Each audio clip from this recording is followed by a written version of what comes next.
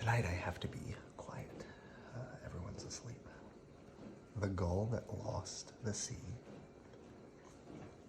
by Claude Smith, illustrated by Lucinda McQueen.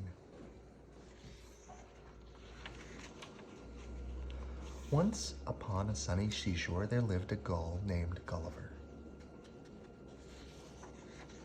Gulliver nested among the rocks below the lighthouse. His nest was made of dried seaweed, stems of grass, and old feathers. It was a very warm and wonderful nest. The lighthouse rose above it like a giant peppermint stick.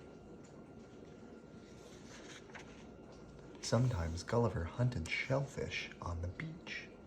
He cracked open the hard shells by dropping them on the rocks. But most of the time he followed passing ships, feeding on scraps that fishermen tossed to him. One day, as Gulliver was following a tanker, dark clouds appeared on the horizon. The wind grew stronger and the waves crested white. Gulliver was tossed across the sea. The storms swept him inland over valleys and hills.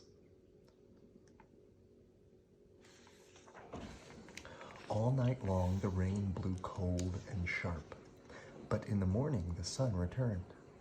Gulliver flew high above the countryside.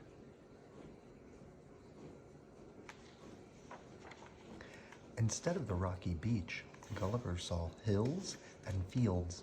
Instead of blue water, he saw green grass and trees. He could not find the lighthouse anywhere. Gulliver had lost his nest. He had lost the sea. The warm sun dried his feathers, but Gulliver was sad. He soared in wide and lonely circles.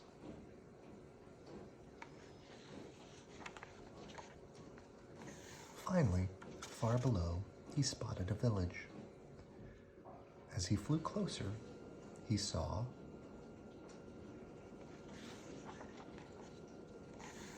a lighthouse. Well, it wasn't really a lighthouse, but it did look like a big peppermint stick, and it reminded Gulliver of home. It stood in front of a little store called Tony's Barber Shop. Tony looked out the window and saw Gulliver sitting on top of his barber pole. Gulliver sat there all day.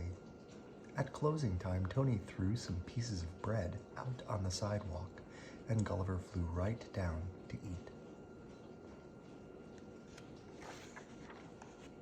The next thing Gulliver knew, he was caught in a big net. He was frightened at first, but then Tony picked him up and he felt warm and safe. Tony put Gulliver in a cardboard box. It had soft rags on the bottom and holes in the top to let in air. Gulliver settled down for a nice, long nap. The next morning, Tony gave the box to a bus driver.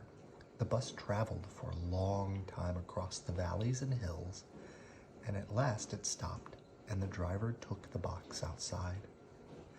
When the bus driver opened the lid, Gulliver flew up into the bright and sunny sky.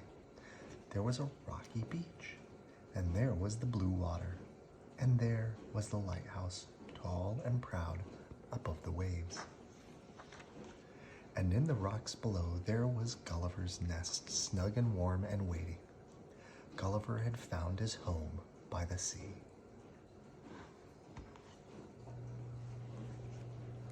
Good night.